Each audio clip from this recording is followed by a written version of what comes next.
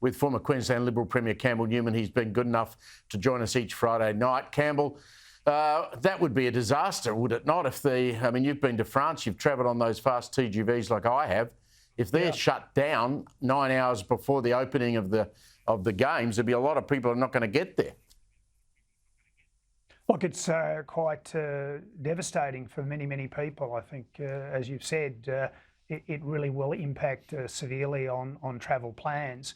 And I just go back to when we hosted the G20 here in Queensland with the federal government, and lots was done to try and actually protect all these vital services, the energy utilities, and of course the rail system. So I've sort of been through the planning for this sort of big event, a security event, and it's pretty worrying that they've got an issue. Yeah, look, I covered Sydney 2000, and I think the one thing about the Sydney Olympic Games, we all were worried what might happen with the train system in particular, because the major events were out in Homebush, and the bus system and the roads, everything worked perfectly. I mean, Sydney's never been as good as it was during that 2 weeks ever since, and probably never will be ever again. Best Olympics Let's ever. talk about the US. We were just... Well, that's true. That's what he said, our mate Samaranch. The developments in the US, we've now got a real contest. I said at the beginning of the show that it's much more of an even contest now, with Kamala Harris from the left, Donald Trump from the right, and Joe Biden out of the race. What did you make of Biden's address and his resignation speech? Look, I guess I'm fairly conflicted, because I was a terrible critic, I suppose. I don't think much of the way that he went and the way this whole thing went in recent weeks, and I think the initial issuing of a letter saying he was going was very, very strange. The whole thing, and frankly, it hasn't been a good look in terms of the way the Democrats have sort of then. After years of telling us this guy was in great shape, suddenly turning around and saying he can't do the job. Well, he hasn't been able to do the job for quite a long time, I'd say, and it's really been other people pulling the levers of power. And you just wonder how he can stay there for another 6 months. Let's talk about death taxes. Exactly. Now, there's developments on this today. Essentially, Victoria looks like it might try and introduce by stealth a death tax. The Premier Jacinda Allen's labelled criticism of this as scaremongering. It's not. And now we've got a top law firm warning that they're going to put a significant burden on grieving families. The government's broke. Let's remind our viewers, the government in Victoria is planning to hike fees to process a will by up to 650%. Now, I can tell you, if this goes through, that'll be it for me. I'll be out of here, and I'll be knocking on your door saying, where should I live in Queensland? Because I've been through this before. I fought a newspaper campaign back in the 80s to stop this, and here we go again, and all because the state government's broke, Campbell.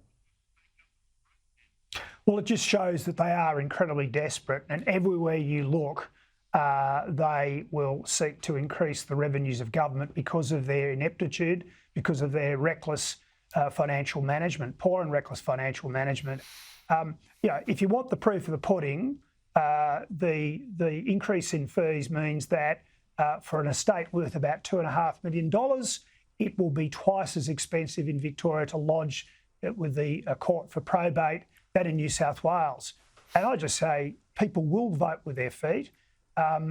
They did so back in the 70s when Joe Bjelke-Petersen got rid of death duties here, and people moved up here in droves. And there'll be many people saying exactly what you've just said, Steve. They will move.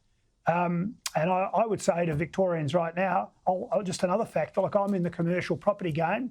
My firm will not invest in Victoria, period. We will not buy office buildings, industrial buildings, fuel stations. We have agents all the time bothering us. No, we'll go to any other state other than Victoria, because we don't know what the government will do next. They've already cranked up land tax, stamp duties and the like. They just see anybody with a bit of cash as a milch cow. And this court probate issue is just another example. Yeah, there'll be a traffic jam on the Hume Highway heading north, there's no doubt about that, or west to somewhere like Adelaide. Let's talk about this reshuffle that Anthony Albanese is going to announce on Sunday. Now, we know Indigenous Affairs Minister Linda Burney's retiring, Skills and Training Minister Brendan O'Connor's out the door as well. I have to laugh that the Labor Party is going around saying, well, look, we've been here 2 years and no one's got sacked. Well, that says to me that you haven't had the courage to sack people who don't know what they're doing, like Andrew Giles and Claire O'Neill for a start.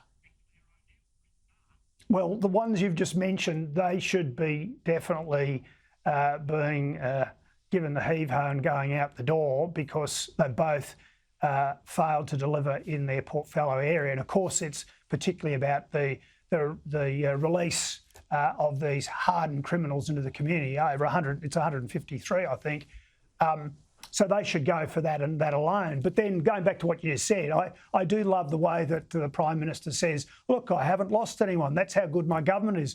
Well, that's because you haven't been accountable, that you haven't followed Westminster principles and actually given the heave-ho to ministers that don't perform. I mean, it's just that they will stonewall this government rather than actually making ministers accountable. Yeah, and of course the factions will decide who replaces them anyway. Just before you go, I want to talk about this truth-telling idea. The federal government reportedly working on a plan to, in quotes, tell the truth about Indigenous suffering throughout Australia's history. This is apparently being viewed within the party as a way to make up for the failure of the voice. Boy, that won't be divisive at all, will it? Well, Steve, look, let's be very clear. I think Australians have a general strong sense of sympathy for Aboriginal people, and they want to see their lot improved. But they made a very clear statement in the referendum last year, and more of this stuff is divisive, and it's only going to push people, against the whole thing. And I mean, we've seen in our schools, I mean, our kids are being indoctrinated on this whole thing right now and being, we see many tales of kids at primary schools being told to apologise or having to apologise for past wrongs. So look, the idea that Australians don't know that some bad things happened or that Aboriginals were dispossessed is a nonsense. What we've got to do as a society is move on and find practical ways to help advance Aboriginal people as equals, as opposed to a separate identity, a separate race of people. That's what I think all Australians want right now. I think you're 100% correct. Just before you go, who decides what's the truth? How's that work? Yes, well, that's very contentious. I mean, we've seen people these days suggesting Aboriginal people were involved I think a federal minister the other day said that they were the first farmers. Now, look, that's just rubbish. The historical record does not support that Aboriginal people were cultivating the land, rearing animals, and in some sort of methodical way. They hunted. They were nomadic people who worked incredibly well on the landscape to actually eke out a living, if you like.